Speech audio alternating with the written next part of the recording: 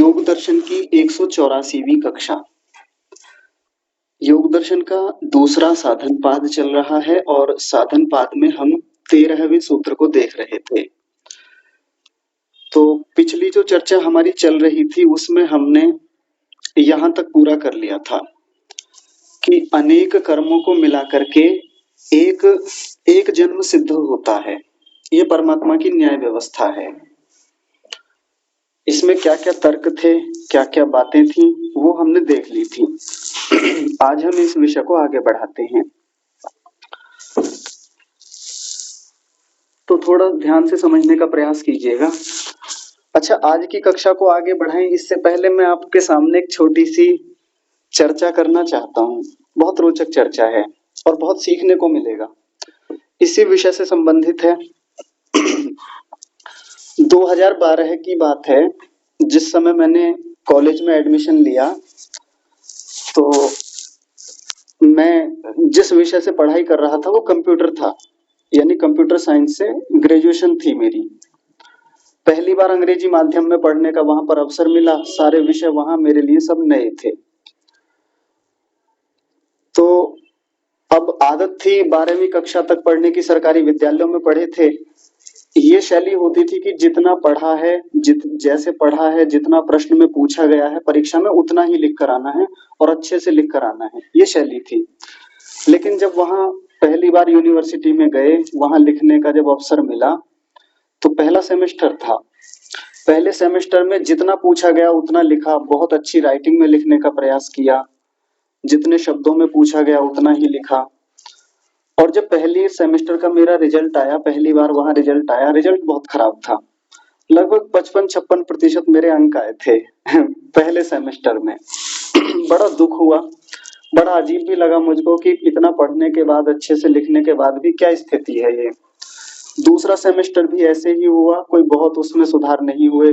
तीसरा सेमेस्टर भी ऐसे ही गया, यानी बड़ी खराब स्थिति रही। खूब पढ़ते, खूब प्रयास करते, अच्छे से लिखते, सुंदर लिखते, जितना पूछा गया उतना लिखते, लेकिन कोई सुधार तीसरे सेमेस्टर तक भी नहीं हुआ। 6 सेमेस्टर होते हैं ग्रेजुएशन में।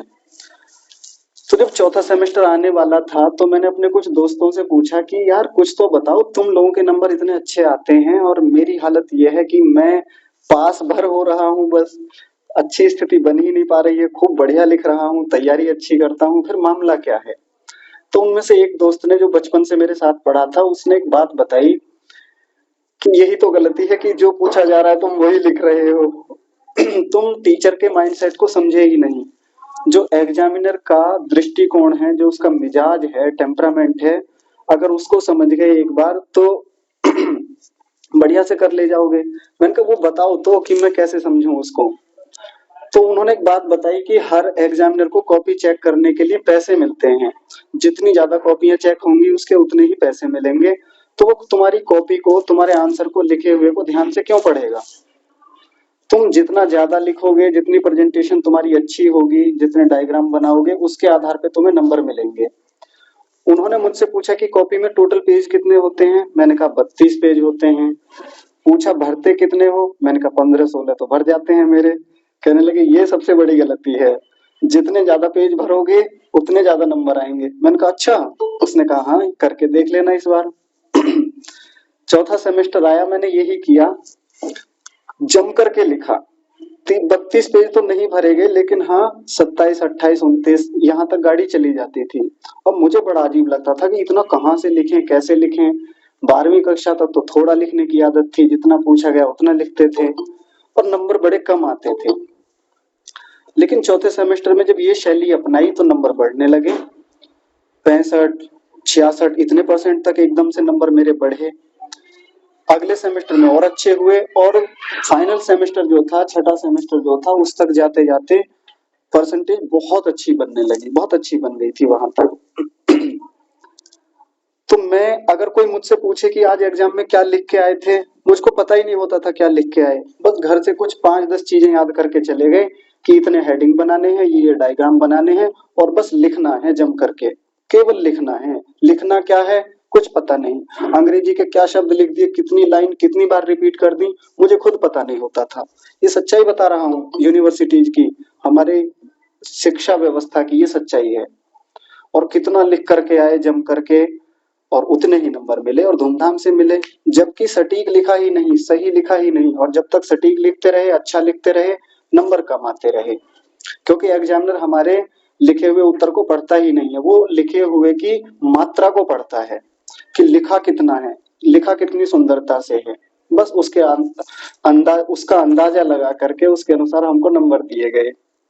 मूल में बात क्या है, मैं बताना क्या चाहता हूँ, समझाना क्या चाहता हूँ इस घटना को लेकर के, कि जब हम किसी प्रक्रिया में बढ़ते हैं, चाहे वो पढ़ाई की प्रक्रिया हो, जीवन की कोई भी चीज हो, कहीं नौकरी प्राप्त करनी हो, कुछ भी हो, या कोई इंटरव्यू देना हो, तो सामने जो व्यक्ति है जो हमारा इंटरव्यू लेगा, या जो हमारी कॉपी चेक करेगा, या जो भी हमारे सामने है, हम उस व्यक्ति के मिजाज को समझें, आखिर वो चाहता क्या है हमसे। जैसे एक एग्जामिनर है, एक निरीक्षक है, वो चाहता क्या है, उसका माइंडसेट क्या है इस चीज को लेकर के। तो उसके अनुसार यदि हम काम करेंगे, उसके अनुसार अपने उत्तर लिखेंगे, पहले से तैयारी रखेंगे, तो चीजें आसान हो जाएंगी और हम वहां बेहतर परफॉर्म कर पाएंगे। तो ये बात बताने के पीछे का उद्देश्य ये था कि जो चर्चा हमारी चल रही है कि एक कर्म से एक जन्म मिलेगा या नहीं, एक कर्म से अनेक जन्म मिलेंगे या नहीं, अनेक कर्मों से अनेक जन्म मिलेंगे या नहीं, या अनेक कर्मों को मिलकर के एक जन्म मिलेगा या नहीं, ये चर्चा जो है, या और जो अभी आगे चर्चा आने वाली है कर्माशयों को लेकर, किसी के मन में ये प्रश्न आ सकता है, मेरे सामने आया भी ये प्रश्न, तो अभी बताऊंगा मैं वो बात क्या है। तो किसी के मन में ये प्रश्न आ सकता है कि इन सब पे चर्चा करने की जरूरत क्या है, अरे काम करो अपना, अरे अच्छे कर्म करो, ध्यान दो बाकी चीजों पे, बढ़िया खा पी रहे हैं, बढ़िया जीवन चल रहा है, इन सब में क्यों दिमाग मारना, क्यों चिंतन मनन करना। जैसे मुझे लगता था तीसरे सेमेस्टर तक, क्यों दिमाग मारना इन सब चीजों में कि क्या लिखना है क्या नहीं लिखना, सही है, ठीक चल रहा है, नंबर आ रहे हैं, या परेशान है तो थोड़ी चीजों को लेके परेशान है। मैं उस मिजाज को समझ ही नहीं पाया कि वास्तव में मुझे लिख करना क्या है, मुझको कितना करना चाहिए कि अच्छे नंबर आए। यदि ये मिजाज मुझको समझ में आ जाए, ये टेम्परामेंट समझ में आ जाए, तो शायद मैं बेहतर कर पाऊं। वैसे ही परमात्मा की न्याय व्यवस्था क्या है, वो मिजाज क्या है, वो टेम्परामेंट क्या है, परमात्मा का स्वभाव क्या है, न्याय व्यवस्था कैसे काम करती है, कैसे चीजें एग्जिस्ट करती हैं यहाँ पर, इन सब चीजों का अस्तित्व क्या है, ये नियम क्या है, सिद्धांत क्या है। यदि एक बार मोटा मोटा भी हम इनको समझ लें, क्योंकि सूक्ष्मता में जाना बहुत कठिन है, न्याय व्यवस्था बहुत जटिल है। इसी प्रसंग में आएगा, महर्षि व्यास जी कहते हैं कि न्याय व्यवस्था ये इतनी जटिल है कि इसको सही सही जान पाना तो बहुत दुष्कर कार्य है, बहुत मुश्किल काम है। लेकिन फिर भी जितने अंशों में हम जान सकते हैं, तो उतना ही हम अपने व्यवहार को ठीक कर पाएंगे। हमारे कर्म करने की स्थितियां, हमारे कर्म करने में जो सजगता है, वो ठीक व्यवस्थित होने लगेंगी। ये हो जाएगा ऐसा करने से। एक तो है कि बस इतना किसी ने कह दिया अच्छे कर्म करो बुरे कर्म मत करो, ये मोटी मोटी दो बातें बता दी और इसी के आधार पर हम जीवन चलाते रहते हैं। लेकिन इतना मात्र थोड़ी है जीवन, इससे भी आगे की बहुत सारी बातें हैं। इन अच्छे कर्म करो बुरे कर्म मत करो, इस पर तो हम आज तक चलते आए। लेकिन योग दर्शन में पीछे सीखने को मिला, जानने को मिला कि क्लेशों की तो एक बड़ी भूमिका है कर्मों के होने में। केवल कर्म महत्व के नहीं होते, बल्कि कर्म तो उतने महत्व के हैं भी नहीं, सबसे ज्यादा महत्वपूर्ण तो उनमें जुड़े हुए क्लेश हैं। तो आगे अब जितनी बातें आएंगी ये भी उतनी ही महत्व की हैं, बल्कि उनसे ज्यादा महत्व की हैं जो बातें पीछे हुई हैं। तो बड़े ध्यान से देखिएगा, ताकि आगे जब हम कर्म करेंगे, आगे हम अपनी साधना को गति देंगे, तो उसमें ये सारी चीजें सहायक के रूप में हमारे साथ रहें। तो आइए इस अनुच्छेद से शुरू करते हैं। यहाँ भी आने से पहले मैं एक चित्र के माध्यम से आगे की भूमिका आपको बताना चाहता हूँ, ताकि ये विषय समझ में आए, क्योंकि ये विषय समझने में और समझाने में बहुत मुश्किलें होती हैं। इसलिए चित्रों के माध्यम से, डायग्राम के माध्यम से चीजें थोड़ी आसान हो जाती हैं, जो कि विद्यालयों की एक शैली होती है, पढ़ने पढ़ाने की एक शैली होती है। तो आप थोड़ा ध्यान से देखिए। ये चित्र तो उस दिन आपके सामने मैंने रखा था कि कर्म तीन प्रकार के होते हैं। क्रियमाण कर्म जो हम कर रहे हैं, और जब हम कोई कर्म करते हैं, चाहे अच्छा करें या बुरा करें, तो उसका एक संचित कर्माशय बनता है। उसमें कुछ पुण्य कर्माशय बनते हैं, कुछ पाप कर्माशय बनते हैं, यानी इकट्ठे होते रहते हैं। फिर परमात्मा क्या करते हैं, उन्हीं में से उठा करके थोड़ा सा प्रारब्ध कर्माशय तैयार करते हैं। यानी थोड़े से पुण्य उठाएंगे, थोड़े से पाप उठाएंगे, या पाप ज्यादा उठाएंगे पुण्य कम उठाएंगे, या पुण्य ज्यादा उठाएंगे या पाप ज्यादा कम उठाएंगे। वो परमात्मा की अपनी व्यवस्था है। तनिक रुकेंगे 1 मिनट जी, थोड़ी बाधा थी, क्षमा कीजिएगा। तो प्रारब्ध कर्माशय परमात्मा जो लेता है उसी के अनुसार हमें एक भविक जन्म देता, यानी एक भविक कर्माशय बनाता है और उससे 3 चीजें हमको देता है, त्रिविध विपाक करता है, यानी 3 प्रकार का फल देता है। वो 3 प्रकार का फल क्या होता है, जाति देगा, उसमें आयु देगा और भोग देगा। ये जाति, आयु और भोग प्रारब्ध के अनुसार तय होते हैं, उन्हीं को एक भविक कर्माशय कहा जाता है। इतनी बातें हमने पिछली कक्षा में देखी थी। लेकिन एक बड़ी महत्वपूर्ण बात है कि ये जो कर्माशय हैं जिनसे एक जन्म मिलता है, अनेक कर्मों को मिलाकर के जो परमात्मा हमको एक जन्म देता है उसको अदृष्ट जन्म वेदनीय कर्माशय कहते हैं। ये पिछली कक्षाओं में हमने पहले योग दर्शन में पढ़ा था, ध्यान से देखिए। अदृष्ट जन्म वेदनीय कर्माशय, अदृष्ट जन्म वेदनीय कर्माशय का मतलब क्या है, जो अभी नहीं मिलेगा। हम जो अभी कर्म कर रहे हैं उसका फल अभी नहीं मिलेगा, अगले जन्मों में मिलेगा। अदृष्ट जन्म वेदनीय, ऐसे कर्माशय को अदृष्ट जन्म वेदनीय कहा जाता है। और पीछे एक चर्चा आपके सामने रखी थी, अभी कर्म कर लिया अभी फल बिल्कुल नहीं मिलेगा। कभी कोई सोचे कि आज ही बीज बोया है तो आज ही पौधा मिल जाए मुझको, ऐसे थोड़ी होता है। आज बीज बोया है तो समय लगेगा उसमें, आगे कभी एक व्यवस्था है, उस व्यवस्था के अनुसार अंकुरण आएगा, अंकुरण होने के बाद पौधा बनेगा, पौधे के बाद पेड़ बनेगा, समय लगेगा उसमें।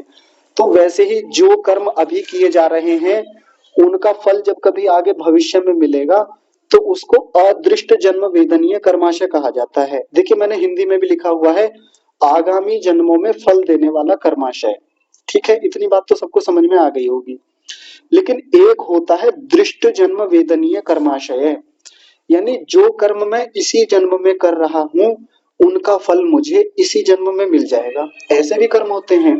और वो कर्म कैसे होते हैं, तो पिछले यानी 12वें सूत्र में हमने देखा था, एक बार फिर से मैं आपको रिवाइज करा देता हूं कि कुछ कर्म ऐसे होते हैं जिनको करने पर कर्माशय तुरंत फल देता है, इसी जन्म में देता है। आप 12वां सूत्र निकालिए और देखिए।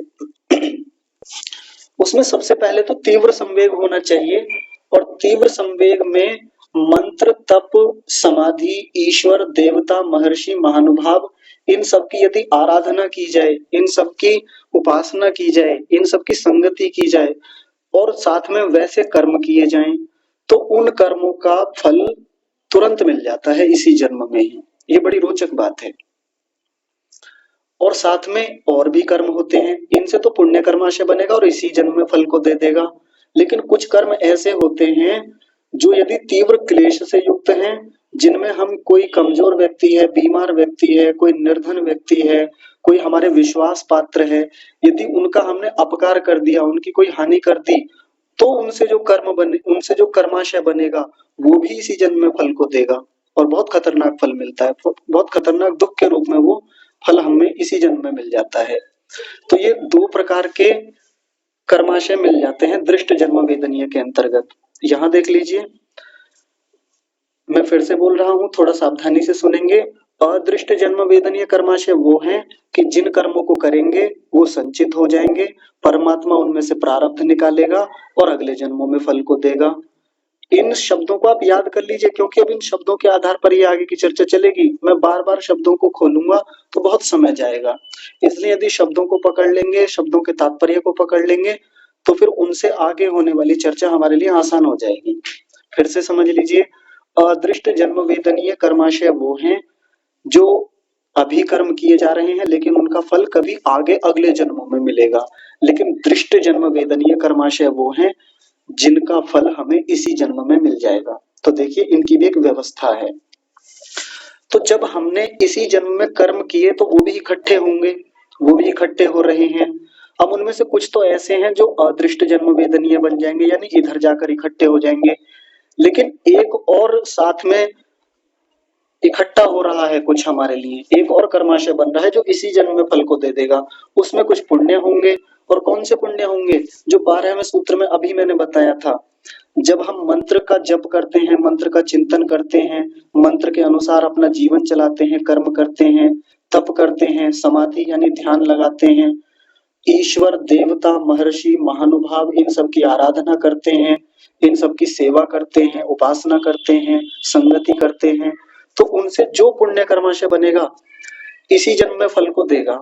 इसी जन्म में, जो मनुष्य जन्म है, ये मनुष्य जन्म की बात चल रही है। और यदि किसी कमजोर को, दुखी को, पीड़ित को परेशान किया, कोई हमारा विश्वास पात्र है उसका विश्वास तोड़ा, उसकी हानि करी, मारा पीटा, उसको नुकसान पहुंचाया, तो जो पाप कर्माशय बनेगा वो भी इसी जन्म में फल को देगा। और जो इसी जन्म में फल दिए जाएंगे वो किस प्रकार के होते हैं, उनके लिए दो नाम अभी आगे आने वाले हैं, मैं अभी बता देता हूं ताकि चीजें आसान हो जाएं आगे के लिए। उनको कहते हैं एक विपाकारंभी और द्विविपाकारंभी। ये दो शब्द आपके लिए नए हैं। एक विपाकारंभी का मतलब क्या होता है? नाम से पता चल रहा है। एक विपाक का मतलब होता है फल, आरंभी का मतलब होता है आरंभ करने वाला, यानी एक फल को आरंभ करने वाला, एक फल को देने वाला है। मैं उदाहरण से समझा देता हूं ताकि बात थोड़ी और स्पष्ट हो जाए। जैसे मान लीजिए कि एक व्यक्ति है, उसने किन्हीं देवताओं की, देवता यानी बहुत ऊंचे विद्वान जो हैं, या महर्षियों की, महानुभावों की, संतों की, साधुओं की खूब सेवा करी इस जन्म में, खूब सेवा बढ़िया से, तो उसको परमात्मा क्या करेगा? एक विपाकारंभी बना देगा। वो कर्माशय उसका एक विपाकारंभी हो सकता है। तो एक विपाकारंभी होने पर क्या होगा? उसको भोग मिलेगा, अच्छा भोग इसी जन्म में मिल जाएगा। तो ऐसा कर्माशय एक विपाकारंभी होगा और उससे हमको अच्छा भोग मिल जाएगा इसी जन्म में। और द्विविपाकारंभी क्या हो सकता है कि मैंने ईश्वर की उपासना करी, देवताओं की सेवा की, महर्षि महानुभावों की सेवा करी, और जो पुण्य कर्माशय बना इसी जन्म में जो फल को देगा, हो सकता है वो केवल भोग को भी दे दे, और ऐसा भी हो सकता है कि भोग और आयु दोनों को दे दे, यानी भोग बढ़ जाएगा मेरा, अच्छे सुख के साधन मिल जाएंगे, जीवन में अच्छी व्यवस्थाएं परमात्मा की ओर से मिल जाएंगी, सुख और सुख के साधन बढ़ सकते हैं, मेरी आयु बढ़ सकती है, निश्चित रूप से बढ़ती है। तो आपने एक श्लोक भी सुना होगा ना, अभिवादनशीलस्य नित्य वृद्धोपसेविनः चत्वारि तस्य वर्धन्ते आयुर्विद्या यशोबलम। यानी जब हम अभिवादन करते हैं, सेवा करते हैं वृद्धों की, महानुभावों की, देवताओं की, ऋषि महर्षियों की, तो उससे आयु, विद्या, यश और बल बढ़ते हैं। तो वहां पर आयु बढ़ने का भी एक प्रसंग आता है ना उस श्लोक में, तो वो यहां से भी जोड़कर देख सकते हैं, आयु बढ़ती है। तो या तो वो कर्माशय एक विपाकारम भी हो सकता है या द्विविपाकारम भी हो सकता है, त्रिविपाकारम भी नहीं होगा। आप सोचें कि जाति वाला भी कुछ मामला हो सकता है, ऐसे कोई जोड़ ले कि जाति भी घट या बढ़ सकती है, तो जाति घटती बढ़ती नहीं है। एक बार मनुष्य शरीर मिला, मनुष्य शरीर में जो दृष्ट जन्म वेदनीय कर्माशय हुए, उनका फल जो इसी जन्म में मिलेगा, तो जाति कैसे बदल जाएगी? मनुष्य बने थे, मनुष्य ही बने रहेंगे। हाँ, भोग बढ़ सकते हैं, या भोग और आयु बढ़ सकती है, ये दो काम हो सकते हैं। तो ये तो वो है जब अच्छे कर्म किए तो उनसे एक विपाकारम भी कर्माशय बना या द्विविपाकारम भी कर्माशय बना। लेकिन ऐसे भी तो कर्म होते हैं जो पाप कर्म हैं और इसी जन्म में फल को देंगे, वो भी एक विपाकारम भी हो सकते हैं या द्विविपाकारम भी हो सकते हैं। कैसे? उदाहरण से समझते हैं। मैंने किसी दुर्बल व्यक्ति को, कमजोर व्यक्ति को बहुत परेशान किया। मान लीजिए मेरा हॉस्पिटल है और मेरे हॉस्पिटल में कोई कमजोर, दरिद्र, गरीब व्यक्ति आया, रोगी व्यक्ति आया, और मैंने उसका ट्रीटमेंट तो किया, लेकिन ट्रीटमेंट के नाम पर जितना चार्ज लगना था, जितना शुल्क लगना था, उससे सैकड़ों गुना ज्यादा मैंने उससे ऐंठा, यानी उससे पैसे लिए, मैंने धन लिया, यानी उसको बहुत परेशान किया, जितना किया जा सकता था उससे ज्यादा परेशान किया। तो ये क्या बना? ये पाप कर्माशय बना, इसी जन्म में फल को देगा, निश्चित रूप से देगा। और वो एक विपाकारंभी भी हो सकता है और द्विविपाकारंभी भी हो सकता है। एक विपाकारंभी कैसे होगा? मेरे भोग कम हो जाएंगे। थोड़ा आराम से समझिए, थोड़ा और आराम से बताता हूं। यानी जब मैंने इतना गलत काम किया और उससे दृष्ट जन्म वेदनीय कर्माशय बना, यानी इसी जन्म में फल को देगा वो, तो मेरे भोग कम हो जाएंगे निश्चित रूप से। और ऐसे लोग जो ऐसे महान दुष्टतापूर्ण कर्म करते हैं, यानी ऐसे खराब कर्म करते हैं, जो डरे हुए को, बीमार को या कृपण व्यक्ति को या विश्वास में आए हुए व्यक्ति का अपकार करते हैं, या इसमें एक चीज और होती है, महानुभावों का और तपस्वियों को जो परेशान करते हैं, उनकी हानि करते हैं, उनका भी पाप कर्माशय बनता है। तो ऐसे लोगों का एक विपाक आरंभी कर्म भी बनता है और उनका भोग कम हो जाएगा या दुख भोग बढ़ जाएगा उनका। परमात्मा उनको इसी जन्म में बहुत दुख देगा, निश्चित रूप से देगा। या द्विविपाकारंभी भी हो सकता है। द्विविपाकारंभी कैसे होगा? उनका उनको दुख भोग भी मिल सकता है और साथ में आयु भी उनकी घट सकती है, आयु कम हो जाएगी ऐसे लोगों की, निश्चित रूप से हो जाएगी। भले सीधे सीधे हमें दिखने में ना आए, हमको लगेगा कि ये डॉक्टर तो ऐसा है, ये वकील तो ऐसा है जी, बहुत पैसे खाता है, इसने अपने जीवन में बहुत लोगों को परेशान किया। तो हमारी दृष्टि में हो सकता है कि सीधे सीधे हमें ना दिखे कि उसकी आयु घट गई, उसके भोग दुख भोग बढ़ गए हैं, सुख भोग कम कर दिए हैं परमात्मा ने, हमें नहीं दिखेगा क्योंकि हमारी उतनी क्षमताएं भी नहीं है कि हम सीधे सीधे देख लें। लेकिन शास्त्र तो यही कहता है, ऋषियों ने तो यही सिद्धांत दिया है कि जो दृष्ट जन्म वेदनीय कर्माशय हैं, यानी जो इसी जन्म में फल को देंगे, वो पाप कर्माशय भी हो सकते हैं, पुण्य कर्माशय भी हो सकते हैं। और वो कैसे होंगे? एक विपाकारंभी भी हो सकते हैं और द्विविपाकारंभी भी हो सकते हैं, है ना। अब चित्र से आसान हो गया होगा आपके लिए। तो अब आगे जो सैद्धांतिक बातें हैं वो बातें आसान हो जाएंगी हमारे लिए समझने। देखिए, दृष्ट जन्म वेदनीय तो एक विपाकारंभी भोग हेतुत्वात् द्विविपाकारंभी व आयुर्भोग हेतुत्वात् नंदीश्वरवत नहुषवत व इति। ये पहला वाक्य है। तो पहले वाक्य में मैं इतने शब्दों को लेता हूं, दृष्ट जन्म वेदनीय तो एक विपाकारंभी, संधि विच्छेद करेंगे तो क्या बनेगा? फिर से देखिए, दृष्ट जन्म वेदनीय, ये शब्द तो पहले भी आया है और साथ में तू शब्द जुड़ा हुआ है यहाँ पर, तू एक विपाकारंभी। ये जो दृष्ट जन्म वेदनीय कर्माशय है, ये या तो एक विपाकारंभी हो सकता है, और जब वो एक विपाकारंभी होगा तो केवल भोग को देगा। अभी चित्र में समझा दिया था मैंने पहले ही, इसलिए चित्र बना के लाए थे, क्योंकि सीधे सीधे पंक्ति से समझाते तो बात समझ में नहीं आती। इसी जन्म में जो कर्म किया और उसका इसी जन्म में फल मिलेगा, उसको दृष्ट जन्म वेदनीय कहा। तो वो कैसा हो सकता है? या तो वो एक विपाकारंभी होगा, और एक विपाकारंभी होने पर क्या करेगा? केवल भोग को देगा, ठीक है। और आगे देखिए, द्विविपाकारंभी वा का मतलब होता है अथवा, अथवा वो द्विविपाकारंभी हो सकता है। और जब वो द्विविपाकारंभी होगा तो क्या करेगा? आयुर्भोग हेतुत्वात्, आयु और भोग का हेतु होने से, यानी फिर वो आयु और भोग को देगा। और कैसे देगा? तो उसके लिए दो उदाहरण दिए, नंदीश्वरवत नहुषवत वा इति। नंदीश्वर के समान और नहुष के समान। ये नंदीश्वर और नहुष कौन है? कौन बताएंगे? हाथ खड़ा कीजिए, कौन बताएंगे नंदीश्वर और नहुष कौन है? इन्होंने क्या अपने जीवन में किया था जिसके कारण इनको इनके जीवन में कुछ बदलाव हुए थे? यदि आप बता पाएंगे तो फिर आगे की चर्चा आसान हो जाएगी। जी अनीता माता जी, आप बताइए। नमस्ते आचार्य जी। जी नमस्ते माता जी। आचार्य जी, जो नंदेश्वर जी जो थे कि उन्होंने शुभ कार्य किए तो उनको मतलब देवताओं का जन्म मिला। हाँ जी।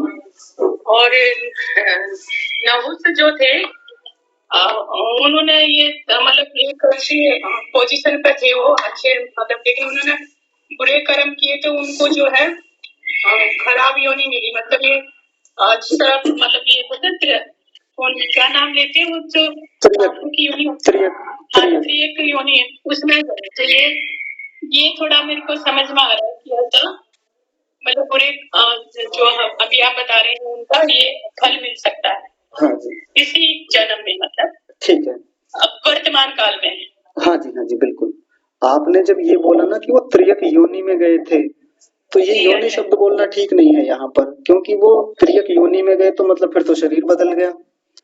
यानी ये जो नहुष नाम का व्यक्ति था, आपने कहा त्रियक योनि में चले गए, तो फिर तो शरीर बदल। आचार्य में समझने में गलती हुई हो क्या, मतलब ऐसा उसको शरीर टेढ़ा हो गया कुछ भी हुआ होगा, लेकिन योनि तो मरने के बाद मिलेगी ना। हाँ, बहुत बढ़िया। तो वर्तमान काल की बात बता दी। हाँ जी, हाँ जी, बहुत सुंदर। योनि की नहीं बोल रही मैं, योनि का पूरा फिर दूसरा जन्म लेना पड़ेगा। हाँ जी, हाँ जी, ठीक है। चलिए, तो माता जी ने एकदम ठीक बताया है। मैं फिर से सबको याद दिला देता हूँ, ध्यान से देखिए। ये नंदीश्वर नाम के जो व्यक्ति थे, इन्होंने क्या किया था? सामान्य मनुष्य थे, लेकिन इन्होंने कुछ ऐसे अच्छे कर्म किए, या तो इन्होंने मंत्र तप और समाधि के माध्यम से अच्छे कर्माशय बना लिए, या ईश्वर देवता महर्षि महानुभाव इनकी आराधना इतने अच्छे ढंग से की कि सामान्य मनुष्य से ये फिर देवता बने थे, देवता बन गए थे। और देवता बनने का मतलब ये नहीं है कि इनका शरीर बदल गया था, वो ही शरीर रहा था, लेकिन इनके साथ क्या हो गया होगा? या तो इनका भोग बदला होगा, या भोग और आयु दोनों बदले होंगे। क्या हुआ होगा? या तो एक विपाकारम भी हुआ होगा इनके साथ, या द्विविपाकारम भी हुआ होगा। तनिक रुकिए।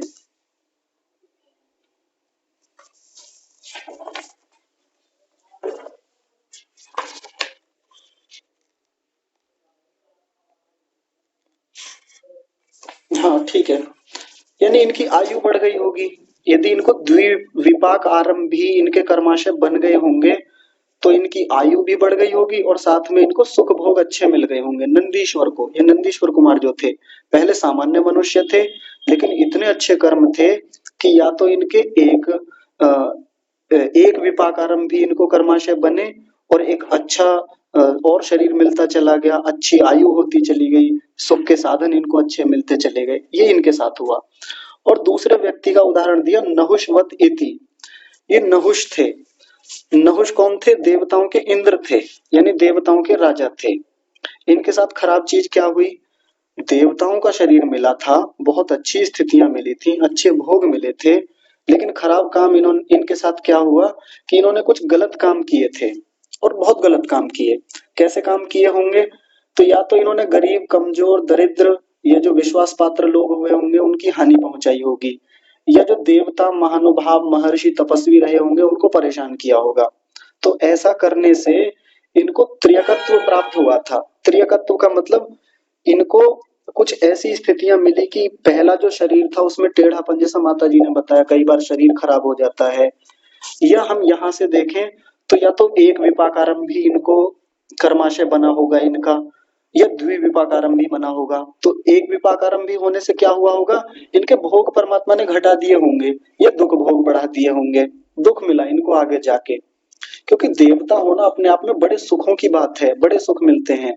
और कोई व्यक्ति देवता की पदवी से नीचे आ जाए, देवत्व से नीचे उतर जाए, सामान्य मनुष्य की स्थिति में आ जाए, तो भोग तो कम हो ही गए उसके, बहुत कुछ झेलेगा, बहुत सारे दुख उसके साथ रहेंगे। या उनके साथ एक काम हुआ होगा, उनके भोग भी कम हुए होंगे और साथ में आयु भी कम हो गई होगी। ये नहुष के साथ ऐसा हुआ होगा। तो ये दो उदाहरणों से इन्होंने बात को समझाने का प्रयास किया, और ये हमारे जीवन में भी हो सकता है। ये तो यहाँ इतिहास के वो बड़े उदाहरण दिए, जब उस समय के ऋषियों ने, महर्षि व्यास जी जैसे ऋषियों ने ऐसे उदाहरण देखे होंगे और उनको सीधा अपनी पुस्तक में या अपने इस भाष्य में रख दिया। आज के जमाने में भी हमारे आसपास ऐसे उदाहरण खूब हो सकते हैं, हम देख सकते हैं। और जितना हम ऐसे देखेंगे अपने आसपास के उदाहरणों से, भूतेषु भूतेषु विचित्य धीराः आया था ना, जब वो हम ध्यान संध्या उपासना की कक्षा में उपनिषद के इस वचन को समझ रहे थे। तो ऐसे ही प्राणियों में देखना होता है, मनुष्यों में देखना होता है। देख देख करके भी कर्मफल व्यवस्था बहुत समझ में आती है कि चीजें कैसे काम करती हैं। तो एक बात यहाँ पर हमारी पूरी हो गई। अब देखिए, यही एक दूसरी चर्चा इसी में जोड़ रहे हैं। आपको लगेगा कि अलग चर्चा है, लेकिन इसी में एक बहुत रोचक बात आने वाली है। आगे कह रहे हैं, क्लेश कर्म विपाकानुभव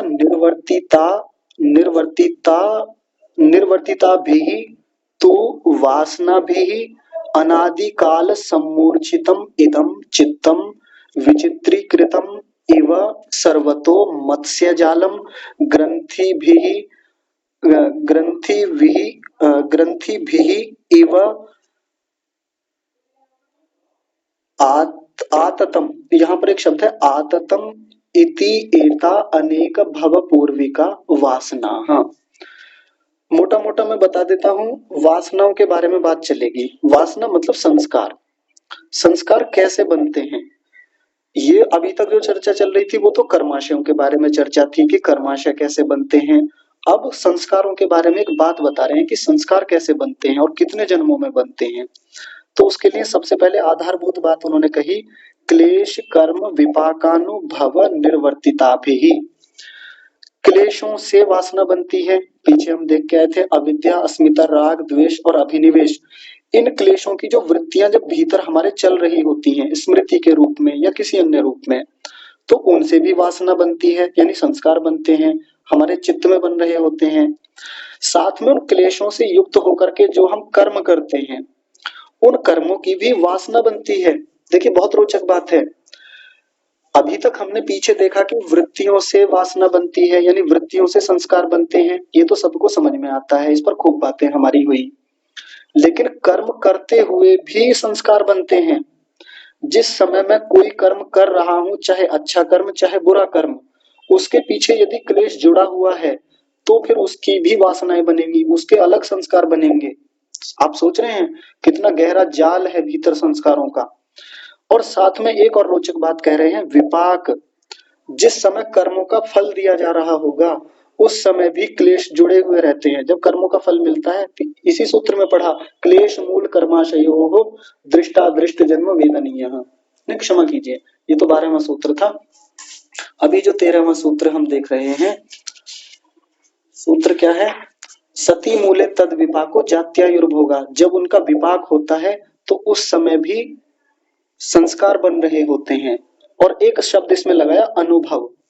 जब क्लेशों का अनुभव हमको हो रहा होता है, कर्मों का अनुभव हमको हो रहा होता है और उनके कर्मों का फल का अनुभव हमको हो रहा होता है, यानी जब ये सब चीजें हमारे साथ पीछे पीछे चल रही होती हैं, अनुभव का मतलब पीछे पीछे चल रही होती हैं, साथ साथ आ रही हैं, तो उन सब से क्या होता है, वासनाएं बन रही हैं, संस्कार बन रहे हैं चित्त के भीतर। और देखिए उनके बारे में क्या कह रहे हैं। तो ये बात होगी, क्लेश कर्म विपाक अनुभव निर्वर्तिता भी तू माने तो वासना भी, वासनाएं जो हैं अनादिकाल सम्मूर्छितम, अनादिकाल से बन रही हैं ये। अनादिकाल का मतलब यहाँ पर क्या है, प्रवाह से अनादि, यानी जब से हमको ये चित्त मिला, ये शरीर मिला, प्रकृति से हम जुड़े, उसको यहाँ अनादिकाल बोल दिया है। नहीं तो अनादिकाल को कोई ये ना समझ ले कि अनादि का मतलब जिसका जन्म ही ना हुआ हो, क्योंकि वासनाएं तो बन रही हैं। नहीं तो ऐसा कई बार इसका अर्थ ले लिया जाता है कि ये तो अनादिकाल से बन रही हैं तो इनका तो कभी नष्ट होगा ही नहीं, क्योंकि जो चीज बनी है वो बिगड़ेगी यानी समाप्त होगी। पर जब अनादि कह दिया, अनादिकाल से बन रही है, तो फिर ये समाप्त भी नहीं होंगी। तो अनादि का मतलब यहाँ प्रवाह से अनादि, यानी जब से हमको शरीर मिला, मन मिला, जब से जीवन शुरू हुआ हमारा, जन्म लेते गए, मरते गए, जन्म लेते गए, फिर मरते गए, उसको यहाँ अनादिकाल कहा। और सम्मूर्छितम शब्द आज फिर से आया है। सम्मूर्छितम का मतलब वही है यहाँ पर, यानी इकट्ठा होती रहती हैं, साथ में मिलती हैं। तो ये वासनाएं आपस में मिलती हैं और कहाँ जाती हैं, इदम चित्तम, इस चित्त में, विचित्रीकृतम इव, विचित्र होती हैं बड़ी। इस चित्र में जो आकर के ये इकट्ठी होती हैं, मिलती हैं, संगठन के रूप में होती हैं, ये कैसी होती है, विचित्र होती हैं।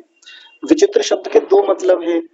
एक तो विचित्र का मतलब होता है कि जिसको हम आश्चर्यजनक रूप में देखते हैं कि देखो बड़ा विचित्र है, बड़ी अद्भुत है, यानी जिसको जानना थोड़ा मुश्किल होता है, जिसके बारे में हम पहली बार सुनते हैं तो हमको आश्चर्य होता है, उसको विचित्र कहते हैं। तो ये वासनाएं जो है, ये संस्कार जो है, कैसे हैं, बड़े विचित्र हैं। और विचित्र का एक दूसरा मतलब यहाँ पर ये भी है, विशेष रूप से चित्रित हैं। चित्रित मतलब रंगी हुई हैं। हमारा चित्त, इदम चित्तम जो है, यह जो चित्त है विचित्रीकृत, विशेष रूप से चित्रित है, विशेष रूप से रंगा हुआ है। और इवा शब्द का मतलब, इवा शब्द को हम जैसे बोलते हैं, जैसे, यानी जैसे रंगा हुआ हो, जैसे रंग गया हो वासनाओं से, ऐसा चित्त हमारा बन जाता है। और आगे देखिए, सर्वतो यानी सर्वतः, सब ओर से, सब ओर से रंगा हुआ होता है चित्त हमारा, क्योंकि बाहर से कर्म भी कर रहे हैं, वृत्तियां बन रही हैं, क्लेश अलग काम कर रहे हैं, कर्मों का फल अलग चल रहा है, इन सब का अनुभव हो रहा है, यानी चारों ओर से हमारे मन का कोई भी हिस्सा ऐसा बचा हुआ नहीं होता जो इन वासनाओं से रंगा हुआ ना हो, सर्वथा सब ओर से रंगा हुआ होता है। और जो कल दिव्या बहन जी कह रही थी कक्षा में, उनकी प्रश्न का उत्तर यहाँ है, मत्स्य जालम, मछली के जाल के समान होता है ये। जैसे मछली का जाल होता है ना, देखा होगा आपने। ये मछली का जाल समझ में ना आता हो तो जो वॉलीबॉल खेलते हैं या बैडमिंटन खेलते हैं तो बीच में जो नेट लगाया जाता है, नेट प्रैक्टिस की जाती है, क्रिकेट वाले भी आजकल वो ऐसा करते हैं। तो जाल में होता क्या है, बहुत सारी रस्सियां आपस में बंधी होती है, गांठें बनी हुई होती हैं उसमें, जो एक दूसरी रस्सी को पकड़े हुए होती हैं। और जाल की एक विशेषता होती है कि आप जाल की किसी भी गांठ को पकड़ लीजिए, पूरा जाल खींचा चला आता है। जाल के किसी एक सिरे को पकड़ लें तो सारी गांठें एक साथ खींच के आ जाती हैं। यानी ये जो संस्कार हैं, ये जो वासनाएं हैं, जो क्लेशों के अनुभव से, कर्मों के अनुभव से या कर्म फल के अनुभव से जो भीतर हमारा चित्त रंगा हुआ है, इन सब से ये मछली के जाल के समान है। ग्रंथि ग्रंथि भी, उसमें जो गांठें हैं, ग्रंथि का मतलब होता है गांठ, गांठें, तो उनसे आततम, आततम इति एताह, ये आतत यानी जैसे व्याप्त हुई हो। आतत का मतलब होता है विस्तृत होना, व्याप्त होना। जैसे जाल में गांठें व्याप्त होती हैं, पूरे जाल में गांठें गांठें गांठें बनी हुई हैं।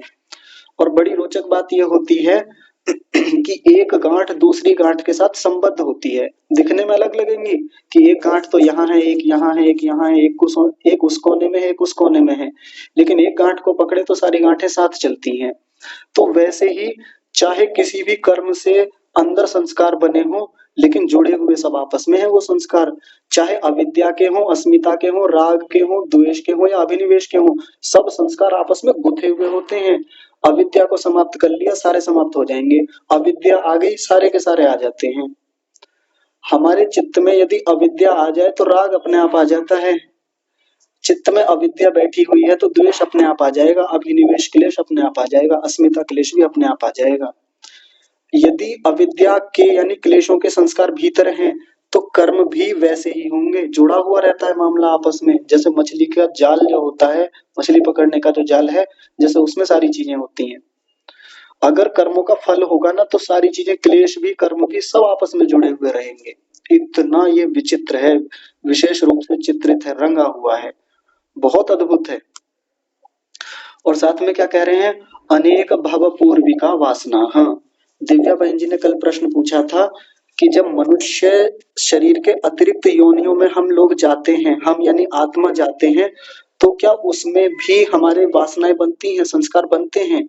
तो हाँ, बनते हैं। ये लिखा हुआ है उदाहरण, अनेक भव पूर्विका वासना। हाँ, अनेक भव का मतलब हो गया अनेक जन्म। भव शब्द का मतलब क्या होता है, अनेक जन्म। और पूर्वी का मतलब पूर्व के जो जन्म है, भव पूर्विका यानी पूर्व के जन्म। और कितने, अनेक, अनेक शब्द लगा दिया, यानी पूर्व के अनेक जन्म जितने भी रहे हैं, चाहे वो मनुष्य के रहे हैं, चाहे अन्य प्राणियों वाले हमारे जन्म रहे हैं, उन सब में ये वासनाएं बनती रहती हैं, बनती रहती हैं, बनती रहती हैं। खत्म तो मनुष्य शरीर में ही होंगी, बन तो जाएंगी बाकी शरीरों में, लेकिन इनको समाप्त यदि किया जा सकता है तो मनुष्य शरीर में रहते हुए ही किया जा सकता है। यानी जो चर्चा हमारी चल रही थी, बात किसकी चल रही थी अब तक, कर्माशयों की चल रही थी। कर्माशय कैसे बनते हैं, कर्माशय कैसे बनते हैं? बहुत सारे संचित हमारे कर्माशय हैं, उनमें से परमात्मा कुछ कर्मों को लेता है और उनका अगले जन्म में एक भविक कर्माशय के रूप में जाति, आयु और भोग देता है। ये अदृष्ट जन्म वेदनीय कर्माशय हो गए। या कुछ कर्म ऐसे होते हैं, उनमें से उठाता है परमात्मा और इसी जन्म में कर्मों का फल दे देता है। उनको दृष्ट जन्म वेदनीय कर्माशय कहते हैं। वो दो प्रकार के होते हैं, एक भविक कर्माशय या क्षमा कीजिए, एक विपाकारंभी या द्विविपाकारंभी। एक विपाकारंभी वो होंगे जिसमें केवल भोग मिलेगा, द्विविपाकारंभी वो होंगे जिसमें आयु और भोग दोनों घटिया बढ़ सकते हैं। ये तो कर्माशयों की बात हुई। एक नई चर्चा यहाँ से जो आज चलाई है ऋषि ने, वो ये है कि वासनाएं कैसे बनती हैं, इनके बनने की प्रक्रिया क्या है, कहाँ से ये तैयार होती हैं? तो क्लेशों के अनुभव से, कर्मों के अनुभव से, या जो कर्मों का जब फल दिया जा रहा होता है, यानी हम जब भोगों को भोग रहे हैं, आज जो हमको भोग मिल रहे हैं ना, जब हम सुखों को भोग रहे हैं या दुखों को भोग रहे हैं, तो भोगते समय भी वासनाएं बन रही हैं। कर्म करते समय तो वासनाएं बनती हैं, ये तो सब जानते हैं। या इससे पहले तो हम ये भी नहीं जानते थे, हम तो ये समझते थे कि बस क्लेश है भीतर तो वासनाएं बन रही हैं, जैसी क्लिष्ट वृत्तियां हैं वैसी वासनाएं बनेंगी, वैसे संस्कार बनेंगे। लेकिन आज यहाँ पता चला कि कर्म करते हुए भी संस्कार बनते हैं, कर्मों का फल भोगते हुए भी संस्कार बनते हैं। और ये सब मामला कैसा है, बड़ा विचित्र है, विशेष रूप से चित्रित है हमारे भीतर और मछली के जाल के समान बड़ा उलझा हुआ और बड़ा गुथा हुआ है आपस में, सब चीजें बड़ी जटिल जैसी हैं। और ये कैसे बनती हैं, अनेक भव पूर्विका, पूर्व के अनेक जन्मों में ये वासनाएं तैयार हुई हैं, बनी हैं। तो एक बात तो ये है कि विषय को समझ लिया, समझ में आ गया, मजा आ गया, है ना, एक बात तो ये हो गई। एक बात यह है कि विषय को समझा, अच्छा लगा, ठीक बात है, हाँ जी आज नई बातें सीखने को मिली। लेकिन विषय पढ़ने का मजा तब है जब वो विषय जीवन का हिस्सा बने, जब वो विषय पढ़ करके जीवन में उस पर काम करना शुरू किया जाए। क्योंकि यदि इस जन्म में नहीं किया तो महाविनष्टि तो है ही। यदि अब पता चल गया है कि वासनाओं का खेल इतना खतरनाक है, इन संस्कारों का खेल इतना जटिल है, गहरा है, तो यदि हम बंदर बन गए, कुत्ते बिल्ली बन गए, तो संस्कार फिर बनेंगे। और उन जन्मों में तो इतना सा भी स्कोप है नहीं कि हम इन वासनाओं को कम कर लें, है ही नहीं बिल्कुल भी। उनमें तो भोगना है, वासनाएं फिर बननी है, बनती रहेंगी। मनुष्य बनेंगे फिर वासनाएं बनेंगी, कर्म करेंगे फिर बनेंगे, कर्मों को भोगेंगे तब भी बनेंगी। तो सार्थकता किस बात में है, मजेदारी किस बात में है कि पढ़ लिया है, समझ में आ गया है, चिंतन किया, मनन किया, काम किया, फिर उस पर उपासना में ध्यान में बैठकर इन एक एक उपासना की, क्षमा कीजिए, वासना की एक एक वृत्ति को पकड़ना है और उस वृत्ति को दग्ध बीज या दुर्बल करने का प्रयास करना है। और वो कैसे करना है, इसकी चर्चाएं हम ध्यान संध्या उपासना की कक्षा में विस्तार से कर चुके थे। तो अभी इसमें बहुत रोचक और मजेदार बातें आगे आएंगी, उन पर हम अगली कक्षाओं में बात करेंगे। पर आज की कक्षा को यही विराम देते हैं। कक्षा में जुड़े रहने के लिए आप सभी का बहुत धन्यवाद, और विशेष धन्यवाद ऐसे परमेश्वर का जिन्होंने इतने विचित्र संसार की रचना करके उसको समझने का भी सामर्थ्य हमको दिया। तो ऐसे महनीय परमेश्वर का धन्यवाद करते हुए आज की कक्षा को यही विराम। आप सभी को सादर प्रणाम।